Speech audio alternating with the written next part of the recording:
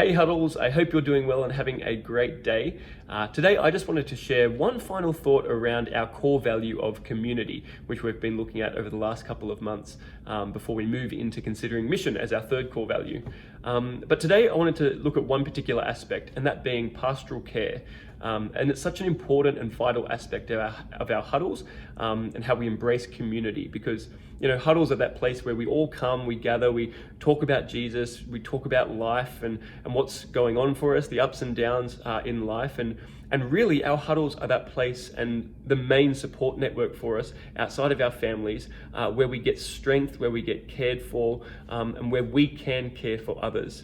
And so maybe just want to leave this thought with you. Maybe you've had someone in your huddle who's been going through some really tough stuff right now. Maybe someone's got some chronic illness. Maybe someone's got some good stuff. Maybe they're at a new season of life, like they've just become a family with a new child. Or maybe they've been struck down ill with something and had to go to hospital, or whatever it might be, a whole host of other reasons. I just want to encourage us that we can be those people who really reach out to them and support them in this time.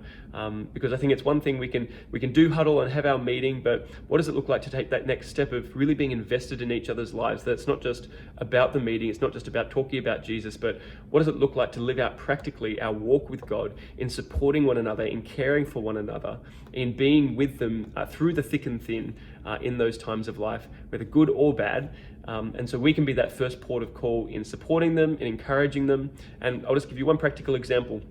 It might be, say someone in your huddles recently had a baby. It might be that, you reach out to them and say, hey, I'm happy to jump on a meal roster and make you some meals. Maybe someone's come in sick or had to go to hospital. Maybe it's even sending the family like an Uber Eats voucher, or even just writing a note, a card, reaching out, getting them groceries or something.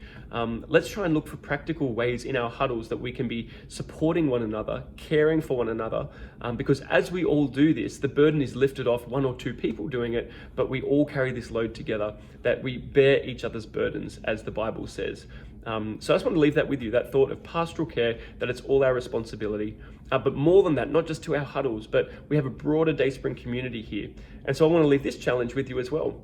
Maybe on Sunday when you walk into the building, rather than just sitting and chatting with the normal people that you would, what about, as a huddle, getting together and having a look around the room, seeing who's new, seeing who's visiting, seeing maybe who hasn't been in a while but is there, but also taking a note of those people that are normally there but might not be there this week. What does it look like to reach out to those people? Maybe it's having a conversation. Maybe it's going up to them and saying hi and just introducing yourself. Maybe it's sending a text message to someone who hasn't been there in a while, and you've taken note of that. How can we love and care for those people in our community who need to experience the love of family? So I just want to leave those thoughts with you today as we consider community.